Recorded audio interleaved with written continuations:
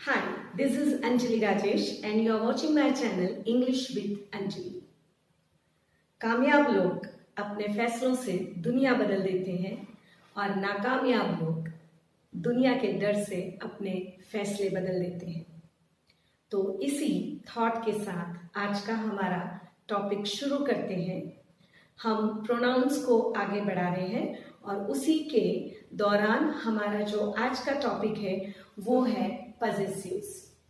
Actually पजेसिव्स के लिए अलग से वीडियो बनाने का रीजन ये था कि पजेसिव्स दो प्रकार के हैं, फर्स्ट पजेसिव और सेकंड पजेसिव। पजेसिव का मतलब क्या होता है या पजेसिव प्रोनाउन का मतलब क्या होता है? तो पजेसिव प्रोनाउन का मतलब होता है ऐसे प्रोनाउन जो व्यक्ति के लिए या किसी नाम के लिए या किसी नाउन के लिए खुद के लिए यूज हो रहे होते हैं, उन्हें हम पजेसिव प्रोनाउंस कहते हैं। उसमें फर्स्ट पजेसिव और सेकंड पजेसिव। अगर इनको आपको बहुत अच्छे से समझना है तो आप मेरी इससे पहले वाली वीडियो देख सकते हैं जिसमें मैंने एक टेबल के माध्यम से पजेसिव्स को भी समझाया हुआ है। यहाँ हम एक बार फिर से हम समझ लेते हैं कि जब हम बात कर रहे होते हैं माय मतलब मेरा, हमारे पास ये कुछ प्रोनाउंस हैं जो सब्जेक्टिव प्रोनाउंस हैं। आई, वी, यू। आई और वी फर्स्ट पर्सन प्रोनाउन है, प्रथम पुरुष सर्वनाम है। यू द्वितीय पुरुष सर्वनाम है। ही, शी और इट ये तृतीय पुरुष सर्वनाम है जो एक वचन के लिए यूज होते हैं और उनका बहुवचन, उनका प्लूरल फॉर्म दे होता है और ये प्लूरल में तृतीय पुरुष है। तो ये हमारे सब्जेक्टिव प्रोनाउन है।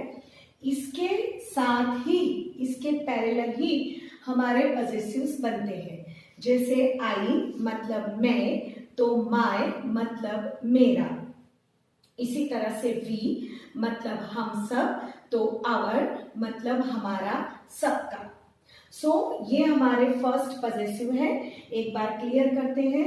आई माय, मैं मेरा, वी आवर हम हमारा, यू योर तुम तुम्हारा, ही वो हीज उसका, शी वो लड़की, हर उसका, इट न्यूट्रल जेंडर के लिए यूज होता है। इट का मतलब भी वो होता है, इट्स उसका।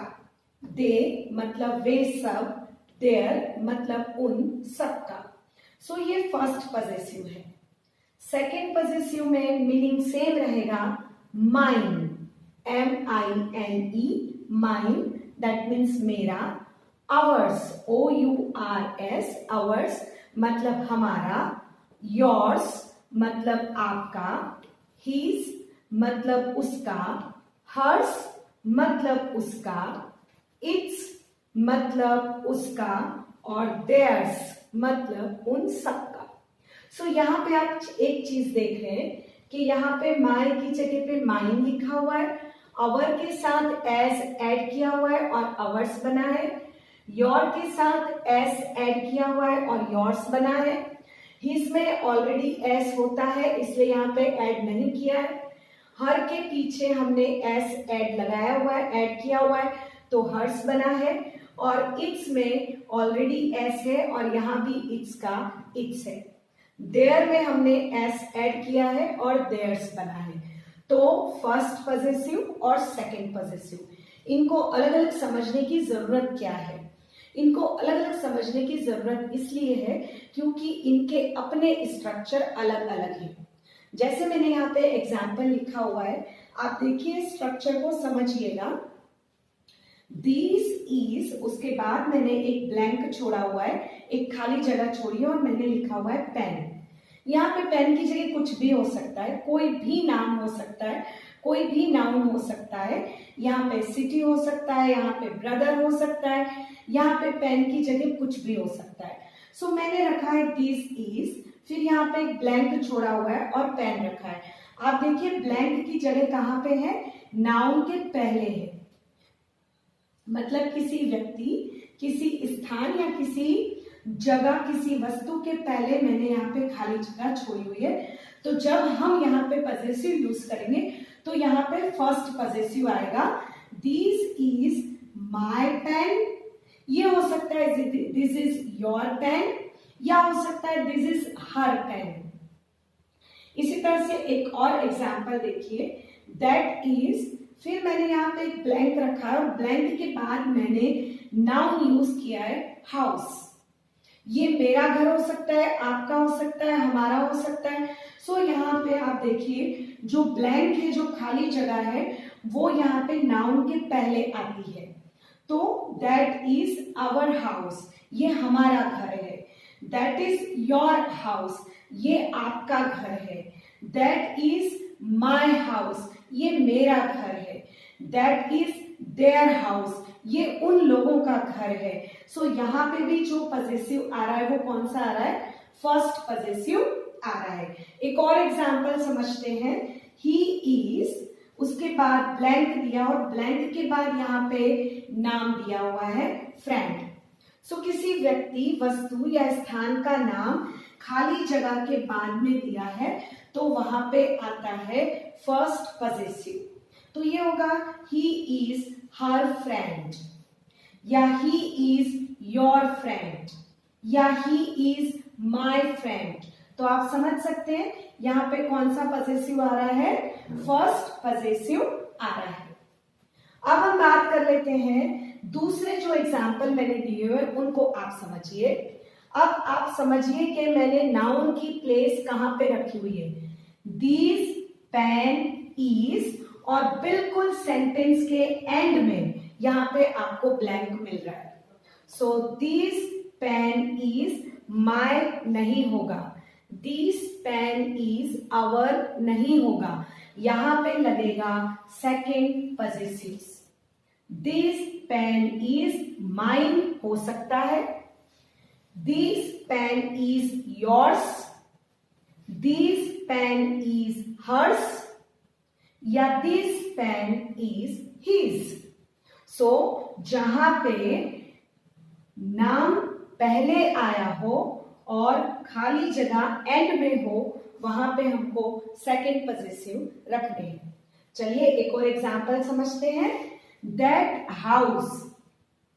यहां पे भी देखिए आप नाम पर या जो हमने जगह का नाम रखा है वो पहले आया है, बाद में यहाँ पे आपको टू बी मिल रहा है, इज, ये वॉज भी हो सकता है। तो यहाँ पे आपको टू बी मिल रहा है और फिर बिल्कुल एंड में एक खाली जगह छोड़ी हुई है।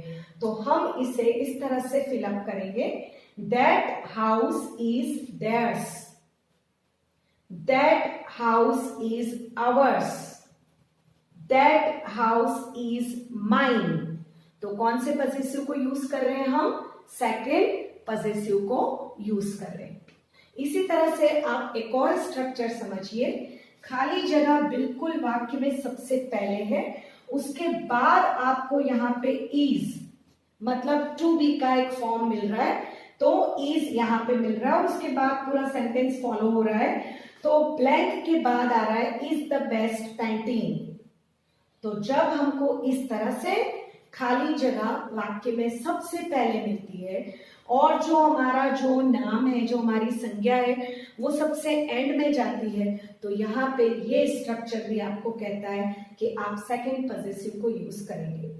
तो mine is the best painting, hers is the best painting, his is the best painting, मतलब उसकी पेंटिंग सबसे अच्छी है, मेरी पेंटिंग सबसे अच्छी है। तो माई पेंटिंग इज द बेस्ट हो सकता है, लेकिन अगर is the best painting structure दिया है और खाली जगह पहले है तो आपको लिखना पड़ेगा mine is the best painting.